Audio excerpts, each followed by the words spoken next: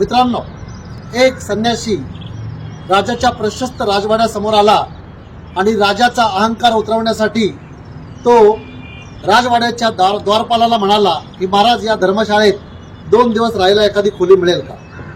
हे वाक्य ऐकताच त्या शिपायाला खूप राग आला. तो त्या संन्याशाला म्हणाला, तुला काय ही धर्मशाळा वाटते का? या प्रशस्त राजवाड्याला धर्मशाळा म्हणतो? आणि दोघांची चांगलीच जुंपली. राजा आतमध्ये फेरफटका मारत होता, त्यामुळे त्यांनी दोघांना बोलवून घेतलं आणि त्यावेळेला त्या शिपायानं राजाला सांगितलं, राजेसाहेब, महाराज आपल्या राजवाड्याला धर्मशाळा म्हणतोय.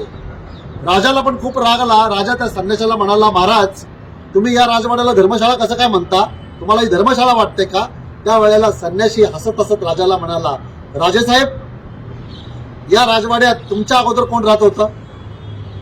राजा म्हटला, माझे वडील, त्यांच्या अगोदर म्हणजे माझे आजोबा, आणि त्यांच्या अगोदर माझे पंजोबा. मग ते कुठे? म्हणजे ते सगळे गेले.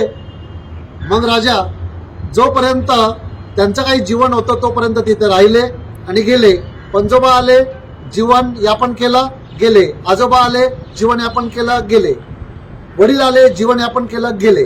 म्हणजे राजा, ही धर्मशाळा नाही तर काय?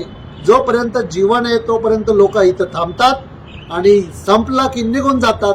मग धर्मशाळा नाही तर काय आहे? तर मित्रांनो, जग ही अशी धर्मशाळा आहे. जन्म घेतल्यानंतर आपलं जे काही कर्म आहे ते करायचे आणि इथून निघून जायचंय. म्हणून उद्याची जास्त काळजी न करता, जास्त चिंता न करता आनंदाने जीवन जगा. कारण म्हणतात ना,